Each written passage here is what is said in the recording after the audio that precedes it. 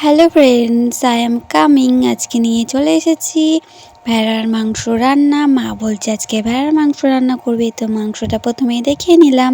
তো এবার একটি কড়াইয়ের মধ্যে তেল দিয়ে দিল মা। এবার তেল দেওয়ার পরে তেলটা যখন গরম হয়ে গেছে তখন পেঁয়াজ, রসুন, আদা সবটা একসাথে মিক্সড করে হালকা হালকা বেটেছিল। এবার সেটাকে তেলের মধ্যে দিয়ে লালচে লালচে ভাব হয়ে যাবে, যখন ভাজা ভাজা হয়ে যাবে তখন এর ভিতরে মাংসটা ঢেলে দিতে হবে।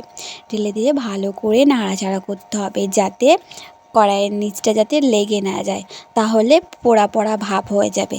যত পারবে তত নাড়বে, নেড়েই যাবে।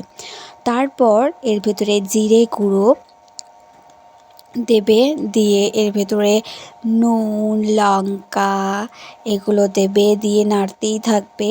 যত ভালো করে নাড়বে তত ভালো করে মাংসের ভিতরে ভিতরে মশলাগুলো চলে যাবে। হলুদ দিয়ে দিচ্ছে মা এখানে। হলুদ দেওয়ার পর এটাকে নাড়তেই রয়েছে যাতে নিচে না লেগে যায়।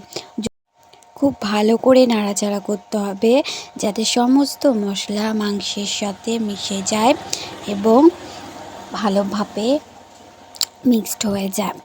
তারপর আর কি এর ভিতরে হালকা হালকা একটু জল দিয়ে নাড়াচাড়া করতে থাকলো যাতে মাংসটা সেদ্ধ হয়ে যায়। এটা হালকা জল দিয়ে প্রথমে করতে হবে। আর দেখো কত লঙ্কা দিয়েছে মা এখানে, অনেক লঙ্কা দিয়েছে আর প্রচুর ঝালও হবে। অবশ্য আমরা অনেক বেশি ঝাল খাই, তাই অনেকটা লঙ্কা দিয়ে ঝাল ঝাল করেছে মা। তারপর এর ওপরে আলু দিয়ে দিয়েছে। আলু দিয়ে এবার নাড়াচাড়া করতেই আছে। এটা বেশ অনেকক্ষণ নাড়াচাড়া করতে হবে যাতে সব রকম মশলা মাংসের ভেতর লেগে যায় এবং আলুর মধ্যেও লেগে যায়। এবার এর উপরে পরিমাণ মতন জল দিয়ে দিচ্ছে।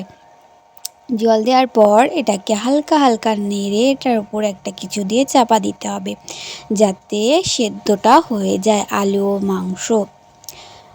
অনেকক্ষণ রেখে দেওয়ার পর এর উপরে আমরা গরম মশলার গুঁড়ো দিয়ে দিচ্ছি।